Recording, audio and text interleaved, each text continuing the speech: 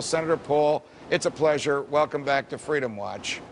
Good to be with you, Judge. I'm outraged, as you know, that the House of Representatives has moved the ball forward with respect to the Patriot Act, utterly disregarding its oath to uphold the Constitution, acting as if the Fourth Amendment right to privacy isn't there, behaving as if the requirement that only judges can issue search warrants doesn't exist, and making it a crime for the recipient of the search warrant to tell anybody, as if the iconic phrase, "Congress shall make no law abridging the freedom of speech," doesn't exist. Are you as aggravated about this, as fearful for our freedom as I am?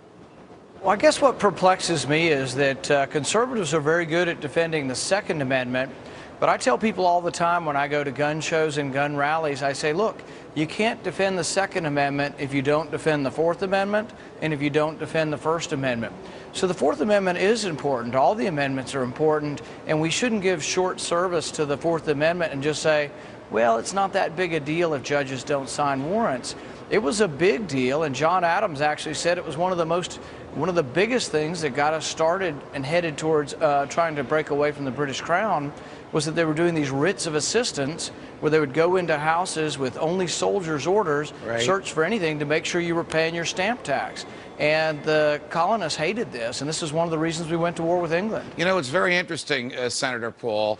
The law that permitted, the British law enacted by the Parliament that permitted British soldiers to write their own search warrants, as you just talked about, was arguably the last straw before the committees of correspondence got together, and there was pretty much a consensus amongst colonial leaders that they had to get the British government off their back. Fast forward 230 years, and the popularly elected Congress authorizes federal agents to do the same thing that we fought against the British government because they were doing. The King and the Parliament let British soldiers write their own search warrants. The Patriot Act lets federal agents write their own search warrants. Have we come 360 degrees?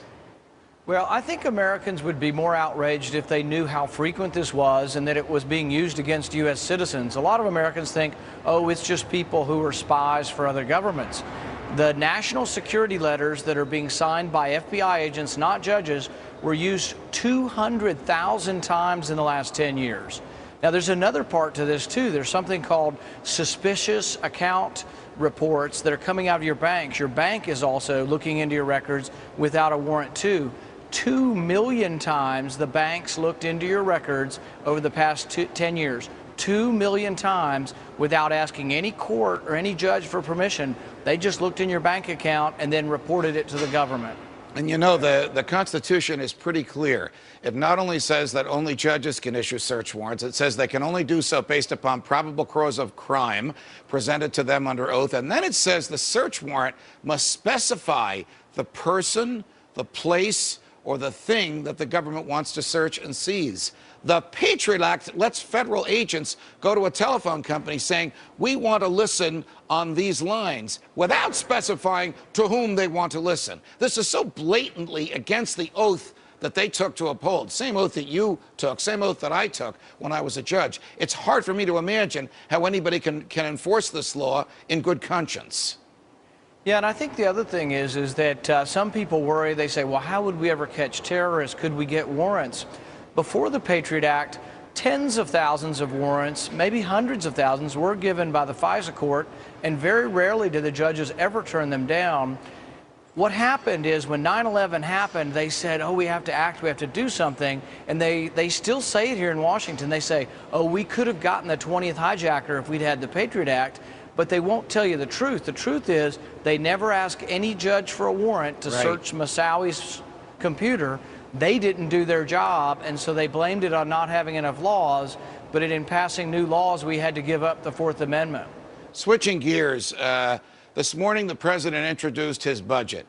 Last week, when we thought he was going to introduce it, or 2 weeks ago when you introduced your marvelous budget-cutting proposal, we thought that the imbalance would be $1.48 trillion. Now it turns out it's $1.6 trillion. That's what the president says he'll have to borrow in order to make ends meet. A, are you surprised by that? B, since his borrowing is now bigger, is your budget-cutting bill now going to be bigger?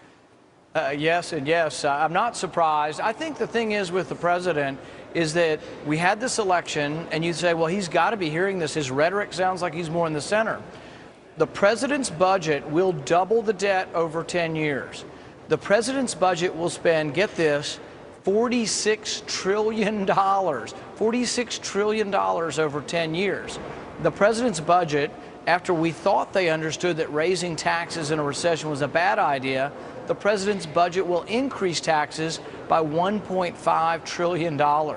It is just, he did not get the message. The only message he's going to get is in 2012 if we send him back to Chicago. What do you think the chances are of your serious budget-cutting legislation, as opposed to that small stuff that your colleagues in the House are thinking about, getting into the budget?